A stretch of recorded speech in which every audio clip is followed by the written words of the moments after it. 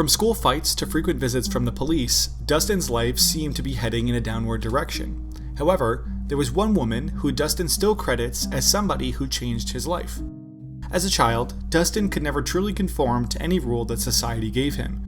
His resistance to authority started when he was quite young. In one instance, when he was just 6 years old, Dustin escaped the schoolyard during recess, as he would often do, and walked to a grocery store several blocks away. He proceeded to call the police from a payphone and told the dispatcher that he didn't want to be in school anymore. The dispatcher laughed, but there was truth behind what Dustin was saying. Being inside the confines of a classroom was agonizing to him. He just didn't fit in. According to Dustin's mom, she received multiple calls each week about Dustin getting into trouble, many of them related to fighting. One of the most prominent examples of Dustin's fighting in school came from when he was only 10 years old. He picked a fight with a kid who was 15, 5 years older than him. According to Dustin, he beat the older kid so badly that he broke his nose and knocked out a few teeth. He then was put in a police car and taken to the station. Apparently, the officers were both disappointed and impressed at how much fight this kid had in him.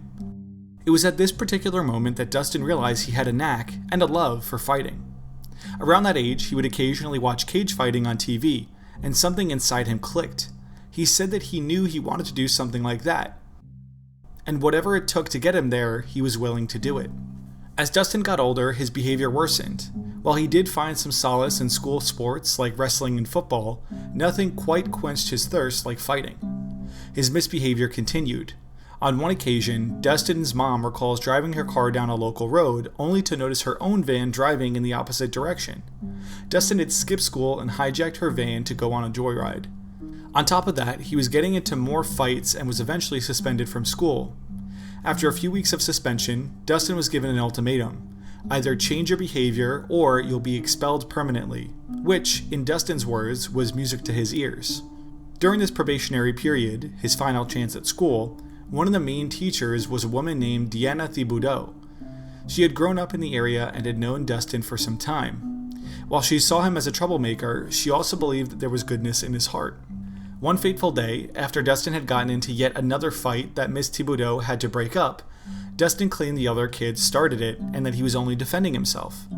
What she said next shocked him to his core and changed his life in his words.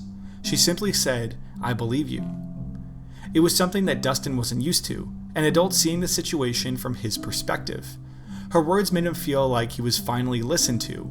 Up until that moment, Dustin had always been the bad guy, regardless of the circumstances. Having somebody like Miss Thibodeau see him as more than just a delinquent meant everything to him. And despite that moment of connection, Dustin never returned to school. He unofficially dropped out that following year at just 15 years old. Which is ultimately when he decided to become a full-time fighter. But he never forgot about Miss Thibodeau.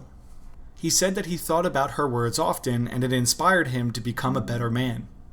Years later, Dustin ended up raising money and gave equipment to her classroom, which he was forever grateful for. And that's the brief story about how one woman changed Dustin Poirier's life forever.